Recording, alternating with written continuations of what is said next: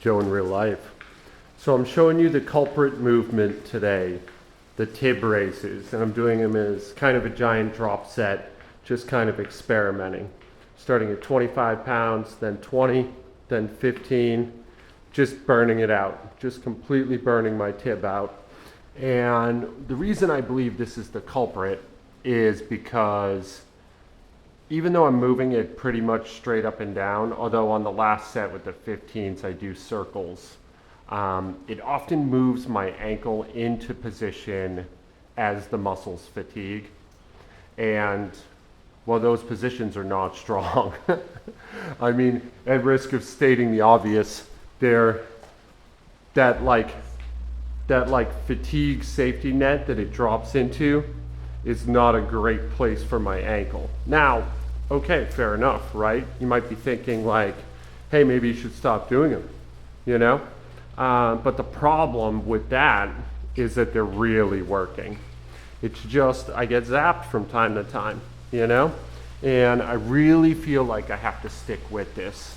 Honestly, I'm excited about it. It's just like the pain, you know?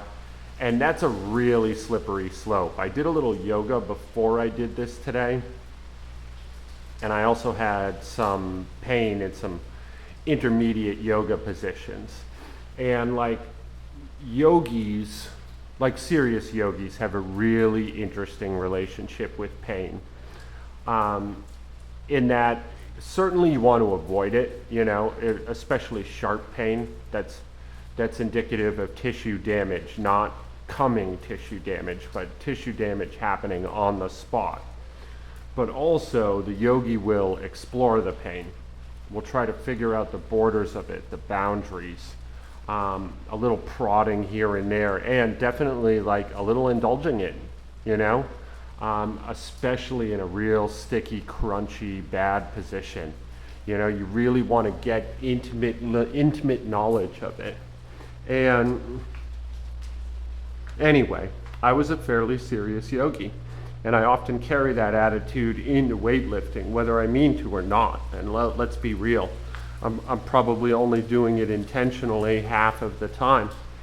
But the thing is, like, that's where bad stuff happens too.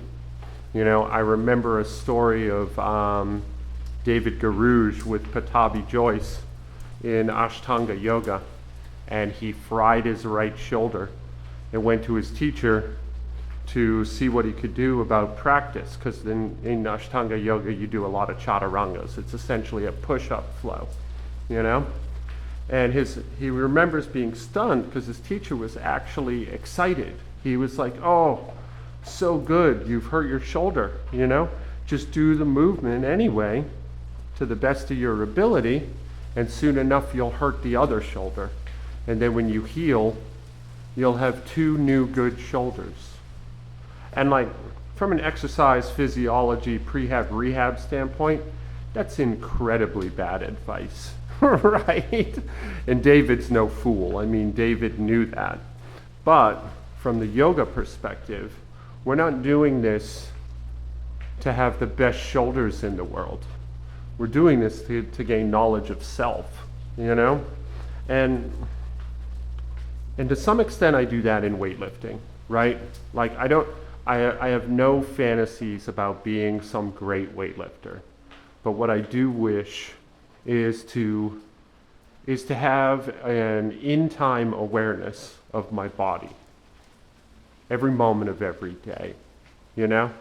And part of finding that awareness is stepping into the borderlands and testing it. Now, after I do these, yeah, you see me doing the circles there. After I did all of the knees over toes work, I threw 95 pounds on the bar and just did some tester squats, you know, playing with stance. Like my typical ass to grass close stance is where I'm really having issues. But I noticed when I took a wider stance, there was really almost no pain. And I'm wondering if in this next cycle of what I do, I should switch to a powerlifting squat rather than and asked to grab. You could see me favoring that ankle right here. Strange, man. I don't know. I'm feeling like enjoyment with the game again, but I'm also just kind of like depressed. Like 95 pounds, that's half of my daily minimum, you know? So this is the wider stance, and I believe this one was a little too wide. I'm still going down low, even too low, I would think. Yeah, I believe this was the one where I felt pretty good. And I'm kind of trying to control it. Yeah. See, that was the stance. It was like no pain. The knees were easy to keep in position. I mean, the weight's not challenging. But I think what I do here is I get under it again and do an ass to grass. And it hurt a lot. It hurt a lot. Really, really sharp in the right ankle. Really, you know, that threat that it's going to give out. So anyway, yeah, this is Joe in real life. That's it for today. It's raining real bad here in Savannah, Georgia. You can probably hear it over the microphone now. I love you guys. Be good to each other, okay? I'm going to strive hard to do the same, just like always. And I will talk to you all tomorrow. Until then, excuse me.